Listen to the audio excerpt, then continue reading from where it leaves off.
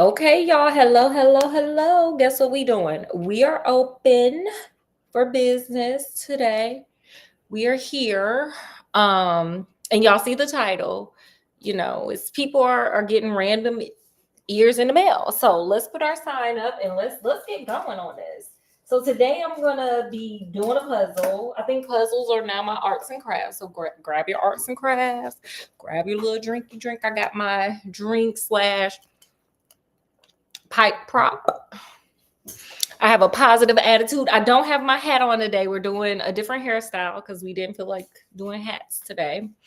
But I do have a hat. I have the string instead of the hat. Um, we have you, we have Scott, we have me, we have not my normal book, we got my other book because and let me tell y'all, okay, these people be out here playing games with people. Okay, so they're definitely Sherlock Holmes is definitely from the UK. Shout out to them. Hi y'all. Hey. They're from the UK, but of course, they do their American thing. The way it's broken down, because it's like the adventures, the memoirs, the case book, and there's a few other ones. Is broken down like that. How Sir Conan Arthur Doyle, Arthur Conan Doyle wrote, the stories. Well, it flips and dips as you go from the UK to America. So what is the memoirs, which is where we're at in the UK? I think it was like his case book or something. I was like, girl, how'd I get there? Oh, his last bow. It's his last bow in America. So we have not gotten to this book for real, for real. We are not to the second volume. We're still in the first, but because they be playing games, okay. Scott, did you know they be playing games and putting the memoirs in the last bow? Depends on if you're America or UK. Like, girl, it's all relative. Didn't know. Well, now everybody knows. The secret's out. Okay, so we are doing, people are getting random ears in the mail, but really the story is called The Case of the Cardboard Box. What do you think this is about, Scott? I feel there's going to be some ears missing from some people. And they're going to get sent out with the postal service. Yeah, you got to use the postal service for things of that nature to get body parts to and fro. So, it starts off with Detective Lestrade sending a letter to Holmes and being like, oh my God, hey, I got this crazy case. Could you come on over? Could you come on down and help me? He doesn't use the word help because Lestrade got a little ego on him, honey. And he don't like to admit that he need help from Holmes, But, we all know what time it is. So kind of like Holmes needing help from Mycroft, his brother. Okay. They don't like to admit it, but they be needing help and they go over there. So Lestrade, Detective Lestrade from Scotland Yard, he does not like to admit that, he need a little help every now and again. And so, he's like, hey, could you come over here and just check this case out? So Holmes calls Watson and he's like, hey, what you doing? And Watson like, I ain't doing nothing. So he's like, and he asks us to, of course, he always asks us because we the Scooby-Doo detective agency with him. And so, we're on our way. We're in the Mystery Machine stagecoach contraption, and we're on our way to this address he gave us. I have a random question. Scott has a random question. What's up, Squat? Just wondering, does Watson, does he ever be like, you know what, I am busy today. I got a patient. Never. The wife needs me. Never. Okay. The wife be telling Watson, you need to go. That's her angle. She's like, oh, no, you're good. Go ahead, go. It's been so long, you miss Holmes. Like she be telling him he misses the Avengers. Okay. No. Just wondering. His dance card is always empty for Sherlock. Wouldn't yours be, Scott? This man is the greatest detective on the planet. I guess. Well, I guess Holmes wasn't there. Watson wasn't there to link the story since he's the one that writes it all. He's the biographer. So, they hitting the mystery stagecoach to this address that Lestrade gave them. So they arrive And it's this lady sitting there just looking, honey. She is like, I don't even know what's going on. Her world is rocked. It is rocked. Her name is Miss Susan Crushin. So she's sitting there like, I don't even know, like, girl, are we even safe anymore? And so Sherlock goes to her to go get her story. And this is what she said. She said she was chilling at the house. She's like, I am a single woman. I don't do nothing. I don't bother nobody. Okay. I was chilling up in my house and I receive a box. And I'm sitting up here thinking, oh, wow, somebody is being nice and sent me like, something nice. She was like, I opened the box and look at what's in there. And there are 2 ears in there. In some coarse salt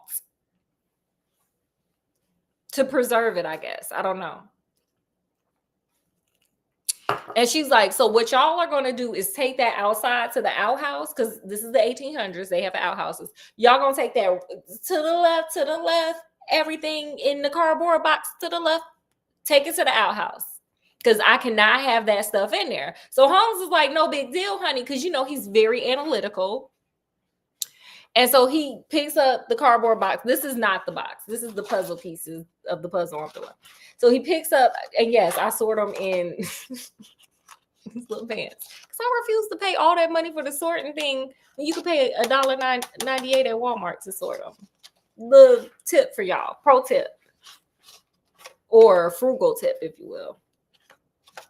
So anyway, so she's like, take this box. So Holmes takes the box and he's like, girl, this is me. I gotta analyze these ears that are in here because this is just interesting. And so he analyzes the ears and he notices that one ear is small and dainty, like this one here. I guess Scott, would you consider this a small, dainty ear? It's a small, dainty ear. Thank you. So like this ear here, and he noticed, and it's pierced. And then he noticed that there's a second bigger ear that's pierced as well. And that's what he's like, oh, okay. What would you deduce from that, Scott? It's a woman and a pirate. How did you know that? Scott's right. He's psychic. We gonna start Scott a YouTube psychic channel. So, well, it wasn't a pirate. So he's like, nope, but you're close. So he's like, curious and curiouser this is getting. And so then Holmes is like, I think this is 2 different ears, one dainty ear, one big old ear. And he says exactly what Scott said. He was like, this is a man and a woman's ear. Mr. Clean. No, Mr. Clean has both of his ears currently. If we look down in my cabinet down here, he has both his ears. So it's not Mr. Clean. Not yet. It's Shazam. It's the genie. I'm just throwing random stuff out here because that's what Scott's doing. So he's like, So he's looking around Mrs. Crushin's house and he sees a picture. And he's like, oh, girl, who are these other 2 ladies in this picture with you? They're so beautiful. How pretty. And she's like, oh, those are my sisters. And he was like, oh, tell me a little bit about your sisters. And she was like, well, my sister Sarah, she was living here with me and she's a delight. She's, a very free-spirited individual. And, she's a gutsy girl and, she likes to live wild and free. And she was like, she was living with my other sister, Mary, for a little bit. She moved from here to go stay with Mary. But she was like, that's just my sister. No big deal. And so he's like, And so he's like, who's the other one? She was like, oh, that's Mary. She was like, that's the youngest sister. She's married now. Her last name is Browner. And she was like, yeah, she's married to a delightful sailor and they're living their best life and everybody's just having a good time. And yeah, they took in my other sister, Sarah, and everybody's having a good time. And so he's like, oh, wow. He was like, okay, cool. Love that. And so, he's, doing a little bit more. And so he's like, So he goes, he's like, let's just take a little walk. you know how him and Watson do. He's like, let's take a little walk. Let's do some exploring. Let's do some stuff. Let's check some things out here. But he was like, before we do that, let me just write a couple of letters. I'm gonna send a couple of letters out here. This is no big deal. This is my light work. This is a easy day. We are coasting on easy mode today. And so they take a walk, and oops, they ended up at Sarah Crushin's house. And he's like, okay, he's about to go he knocks on the door, and a doctor answers. And the doctor is like, hey, and Sherlock is like, hey, is Sarah here? Can I hang out with Sarah? What's Sarah up to?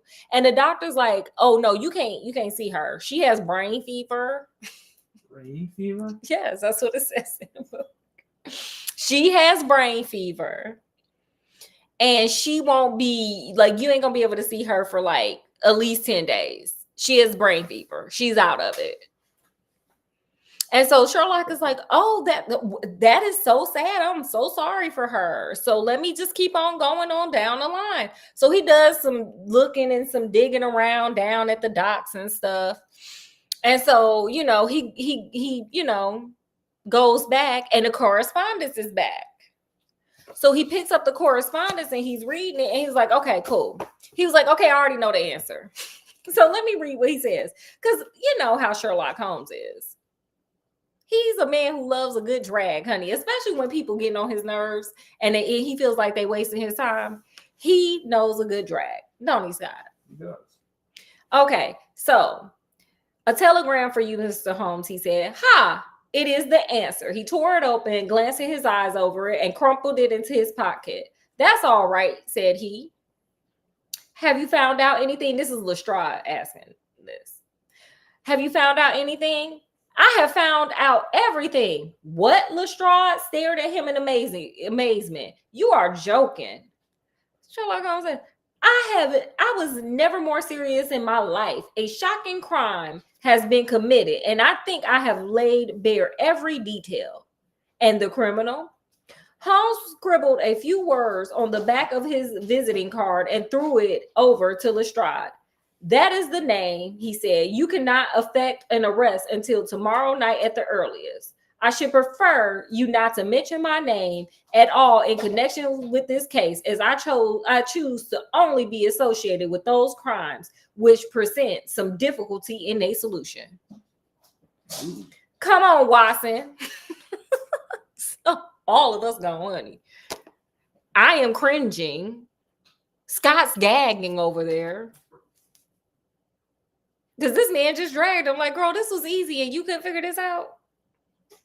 Don't put my name on this one, honey, because I don't want people to think I'm you.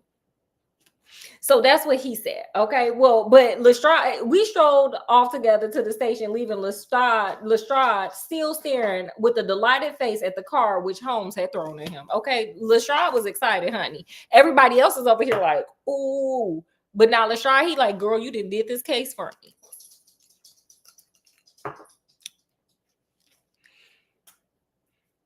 And that's that on that about that. That's the end of the case. I'm kidding. Scott, did you get upset? I was. Because you wanted to know, like, whose random ears are in the box? I think I know whose. Who is it, Scott? The sister and the sailor husband. Okay, but why? I don't know why, but I think that's who they are. Okay, you're right. Wait, how did you get that? Dang, I guess it was easy. You're embarrassing Detective Lestrade, Scott. Well, I didn't solve the case. I don't know who did it. It's probably one of the other sisters. Or one of the other sisters is involved. You're embarrassing Detective Lestrade. Okay, so Holmes is like, hey, they strolled out, but he let Lestrade know, like, hey, once you go pick once you go pick the person I wrote on that card up, make sure you send me a letter just telling me what the motive was. I mean, the case was easy. I figured it out. But, honey, I do want to know the motive. I mean, you didn't waste my time here. Make it worth my while. So, Cool. So Lestrade is grinning, honey. He got a Kool-Aid man grin on his face, so he's good to go. So the next day, here comes a letter from Lestrade. Look, this is why Sherlock Holmes be dragging him. I'm gonna read y'all that part too, because I was sitting there laughing. I couldn't stop laughing at this. Okay. Oh, I dropped the book. Here, move cat. We have a rogue cat here. Cats for sale here. That's not a mystery. If anybody wants a cat, please come get them. So he sends a little letter, and this is how he begins. He talks about him going and picking up the perp, who the perp is Jim Browner, who is Mary Browner's husband. So Lestrade sends a note, and then he gives the explanation here. So this is the part that I want to read to y'all, though. It says, this affair, so this is Lestrade in his letter. This is the end part right here of this letter. It says, this affair proves, as I always thought it would, to be an extremely simple one, but I am obliged to you for assisting me in my investigation.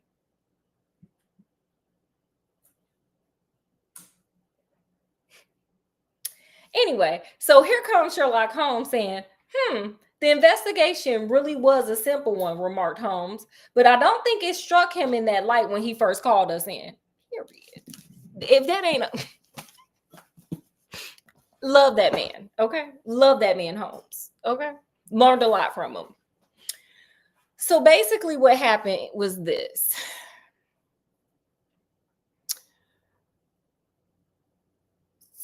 Mary Jim Browner, who was a sailor. And when he got married to her, he figured out, oh my gosh, I'm drinking too much.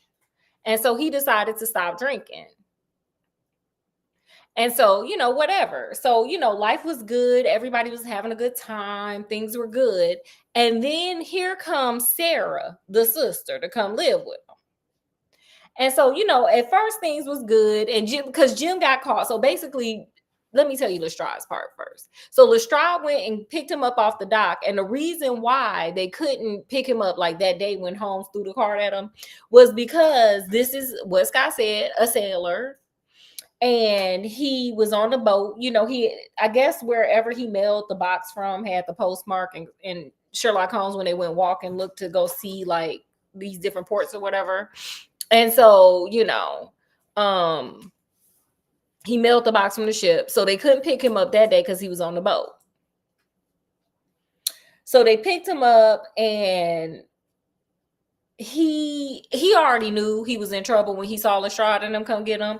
And he was like, look, y'all could just throw me in jail. I don't care. He was like, I don't care. Throw me in jail, honey. Take me away. Put my bracelets on, baby. Because he said he had not had a wink of sleep since he killed, unalived Mary and her lover. Okay. So he was like, all I see is his face struggling. And I see her face with surprise because she ain't never seen me angry at her. So he was like, take me away, lock me up. Maybe if y'all give me my consequence, she'll leave my dreams. I ain't been sleeping. So basically what happened was, so he tells the story.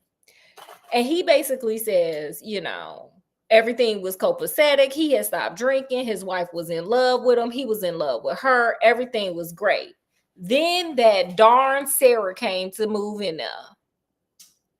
And so he said, he could tell Sarah had a little ting, ting, ting, ting, ting, ting-a-ling-a-ling, school bell ring for him. He could tell she was giving him the eye like, ooh, ooh. And so, but he brushed it off because he was in love with his wife, Mary. Well, he said it was one time he got back from the boat early, and Mary had left to go pay the bills and do some errands or whatever, run some errands. And oops, who is there? Sarah. And Sarah's like, oh, you can come over here and talk to me. So she coming up to him, trying to kiss all on him, trying to rub all on his body. And he's like, no. I'm in love with your sister. Like, this is real love, honey. I don't want you. And so he said from there, she was like, oh, okay, look at you. Oh, look at you, faithful. Oh, so cute. And he said from there, his wife started turning on him. He said the sisters would be together all the time, just chatting it up. And all of a sudden, that wife started turning on him. She started suspecting him of stuff. She ain't want to, hang out with him no more. She was like, ugh. And so he said he started drinking again. He took back to the drink. It was just driving him crazy. And so then he said, Sarah had went out there, and met another sailor. I didn't write his name down. So the side dude met another sailor and introduced the sailor to her sister. And so the sister started messing. Well, I don't know if they were messing around, but she started heavily hanging out with the dude. And he said one day he saw him driving in a stagecoach and he about lost his mind. He down there to the docks on the ship doing working, providing a house and home for her. And she over there with another sailor giggling and laughing and chumming it up in a stagecoach. Now, by this point, Sarah had moved out. She left the little side dude to finish up what she needed done. So she done moved on to her own place. That's where she was at with brain fever. And so, she left the side dude to finish her dirty work. So Jim is over here. He can't take it. He's seeing red. And child, he done went over to where I guess they had got a hotel room together, which he said he took to the bottle, baby. He said he got that liquor courage in him, and he went right onto that room that they had together, and he went a hacking and a cutting and a cutting and a hacking. Ears came off. And he said to punish Sarah, he sent that box of ears on over there to her. But what he didn't know was Sarah had moved to her own place. So that's how Susan, the initial sister, had got that. She didn't even deserve none of it. Susan was just minding her business and got caught up in some fool la la la. Poor thing.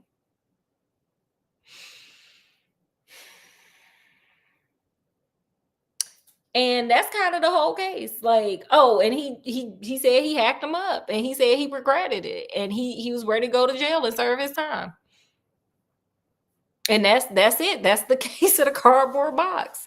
This is the case of people getting random ears in the mail.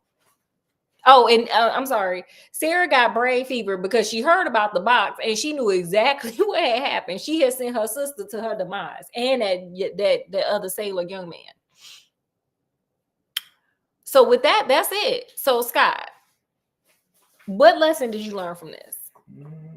If any? Yeah, no. Stay faithful. Don't do that. You even crazy, okay? Because my man, he loved her. Oh, he loved her, honey.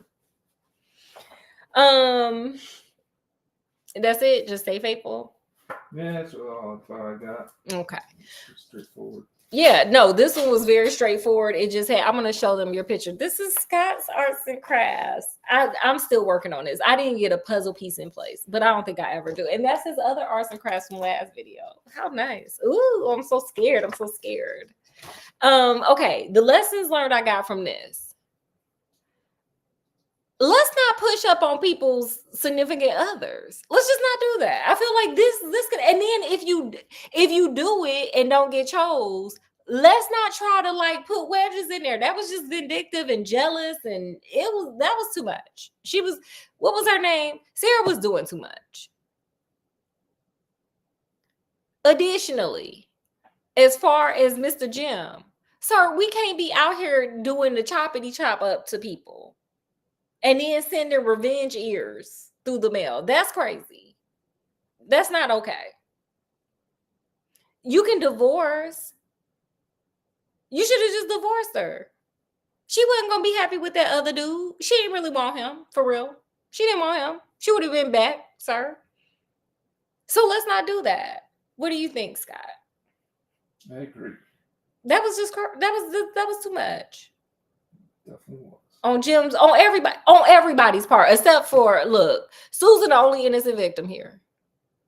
On everybody's part, they was just doing too much. So don't do too much. That is the lesson of the day. Don't do too much. Before you do some stuff, just sit back and think about what you're doing. Write it down and like see if somebody else thinks it's great. You know what? Write Deb Cooper. Here's a YouTuber named Deb Cooper. Write her. She'll tell you what to do. Now, will she probably like cuss you out? Yes. But Scott likes it. He thinks it's funny. I do. So, yes, that is all I have for today. Thank you guys for stopping by. Don't get too scared of that. Thank you guys for stopping by. Have a happy weekend. And I think I'm going to come back tomorrow because I feel like I've been like lackadaisical doing this. So I'm going to come back tomorrow with a longer one because this one's not even 30 minutes.